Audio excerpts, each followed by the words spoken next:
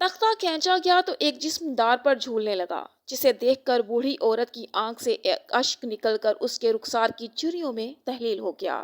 माई जंदो कातिल को तख्ता दार पर लटका कर ही मकतूलिन के लिए रोई। बिस्मिल्लाहिर्रहमानिर्रहीम। अस्सलामुअलैकुम यूट्यूब के प्यारे व्यूअर्स, मैं हूँ सैमी चौधरी और आज मैं आपके लिए एक ऐसी अलमनाक और सच्ची दास्तान लेकर हाजिर हुई हूँ जिसका मरकजी किरदार माई जंदो थी। ये माई जंदो कौन थी, आइए जानते हैं। ये 5 जून 1992 था। टंडू बहावल सिंध के गांव में एक हाजिर सर्विस मेजर अरशद जमील ने पाक फौज के दस्ते के साथ छापा मारकर 9 किसानों को गाड़ियों में बिठाया। जामशोरू के नजदीक दरियाई सिंध किनारे ले जाकर गोलियां मारकर कत्ल कर दिया। फौज ने इल्जाम लगाया कि ये अफराद दहशतगर्द थे और उनका ताल्लुक भारत के इदारे रिसर्च एंड एनालिसिस विंग से था। लाशें गांव आईं तो ना सिर्फ गांव बल्कि पूरे इलाके में कोहराम मच गया। हर माँ अपने बेटे की लाश पर मातम कर रही थी। उनके बैन दिल दहला रहे थे। उन माओं में एक 72 साल की बूढ़ी औरत माई जंदो भी थी। उसके सामने उसके 2 बेटों बहादुर और मंठार के अलावा दामाद हाजी अकरम की लाश पड़ी थी, मगर वो खामोश थी। औरतें उसे बैन करने पर उकसा रही थीं। माई जंदो सख्ते के आलम में बेटों और दामाद के सफेद हो गए चेहरे देखे जा रही थी। हर शख्स कह रहा था कि खामोशी से मैयतें दफना दी जाएं। कातिल बहुत ताकतवर थे।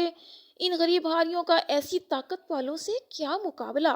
माई जंदो को बार बार रोने के लिए कहा गया तो उसने वहशतनाक निगाहों से मैयतों की तरफ देखा और बोली, बस माई जंदो एक ही बार रोएगी जब बेटों के कातिल को फांसी के फंदे में लटकता देखेगी। सब जानते थे ऐसा मुमकिन नहीं था, मगर आखिर लोग खामोश हो गए।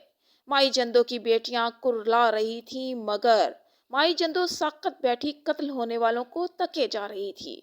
जनाजे उठे तो माई जंदो ने सर की चादर कमर से बांधी, सीधी खड़ी हुई और लहू होते जिगर के साथ बेटों को अलविदा किया। मसला ये था कि ये टंडू बहावल अंदरूनी सिंध का एक दूर दराज गाँव था और तब दरियाई सिंध के इस किनारे पर कत्ल होने वालों की वीडियोस बनाने के लिए मोबाइल कैमरा भी नहीं आया था। मुल्क और सिंध भर में खबर चली कि दुश्मन के एजेंट मारकर मुल्क को बड़े नुकसान से बचा लिया गया। जिसने पढ़ा सुना उसने शुक्र किया। जब सारा मुल्क शुक्राना अदा कर रहा था, तब माई जंदो ने एहतजाजी चीख मारी। इस चीख ने प्रिंट मीडिया की समातें चीर कर रख दी। माई जंदो बूढ़ी थी, जिस्मानी लिहाज से कमजोर, मगर वो 3 मकतूलों की माँ थी।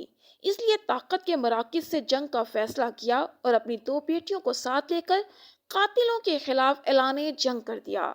सोशल मीडिया की गैर मौजूदगी में ये जंग आसान ना थी, मगर नकारे बज चुके थे, कश्तियां जल चुकी थीं और वापसी महाल थी। अखबारों और सहाफियों के हमरा माई जंदो ने इस चीख को ताकती मराकिज के सीनों में घोंप दिया। पहली झड़प खत्म हुई और गर्द चटी तो मालूम हुआ कि कत्ल होने वाले दहशतगर्द न थे, बल्कि मेजर अरशद जमील का उनके साथ जराई जमीन का झगड़ा था, जिसकी सजा में उन्हें कत्ल होना पड़ा था। 24 जुलाई 1992 को जनरल आसिफ नवाज और नवाज शरीफ ने मुलाकात की और जनरल आसिफ नवाज ने मेजर अरशद जमील का कोर्ट मार्शल करने का हुक्म दे दिया। 29 अक्टूबर को फील्ड जनरल कोर्ट मार्शल ने मेजर अरशद जमील को सजाए मौत और 13 फौजी एहलकारों को उम्र कैद की सजा सुनाई। दार का तख्ता खींचा गया तो कातिल मेजर अरशद जमील का जिस्म दार पर झूल गया। ऐन उस वक्त सामने खड़ी माई जंदो की बूढ़ी मगर जोर आवर आंख से एक अश्क निकला और उसके रुखसार की झुर्रियों में तहलील हो गया।